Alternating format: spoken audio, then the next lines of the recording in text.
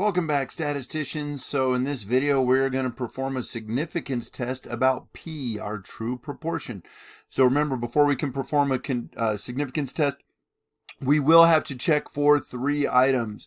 First, that the data came from a random sample, a simple random sample, or randomly selected somehow. We need to make sure we've got a random sample.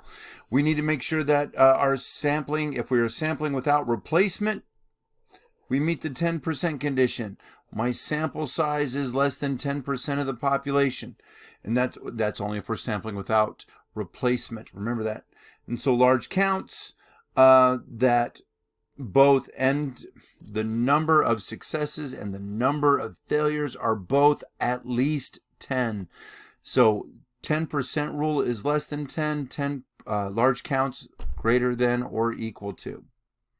So if your sample is created using bias, any type of bias, convenience bias sample, voluntary response, under non-response, any of that, do not carry out a significance test because it's pointless. Our data is already compromised from the very beginning. We do not want to introduce bias into our samples.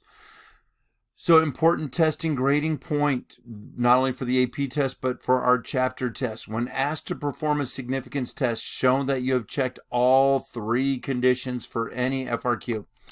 You not only need to check the conditions, but state why each condition is checked. This is kind of new. We didn't really focus on this, but let's make sure it happens, especially for May the 7th. So what that means is you're going to answer the question, so? For every condition. Random. We're going to make sure it's random because individual observations are going to be independent and we can generalize to the population. That's the important part right there. Random will allow us to generalize to the population. 10%. So we can view our observations as independent. We want to view these our observations as independent, even though we are sampling without replacement. Boom.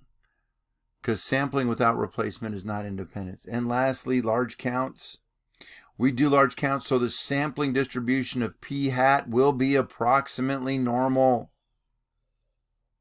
That way we can use Z to find a P value, our sampling, our statistic, our test statistic. So let's look at this situation. Walking to school. A recent report claimed that 13% of students typically walk to school. Deanna thinks that the proportion is higher than 0.13 at her large elementary school. Deanna believes more kids at her school walk to school than is normal. She surveys a random sample of 100 students and finds that 17 typically walk to school. Deanna would like to carry out a test at the alpha level of 0.05 significance level, where my null hypothesis is P equals 0.13 and my alternative hypothesis is going to be P is greater than 0.13, where P is the true proportion of all students at her elementary school who typically walk to school. Check if the conditions for performing the significance test are met. So first off, we want our sampling to be random. And if you notice back in here, yes, we have random. We have a random sample of 100 students, and that says it right here. And then you got to tell me why. Why did we do it?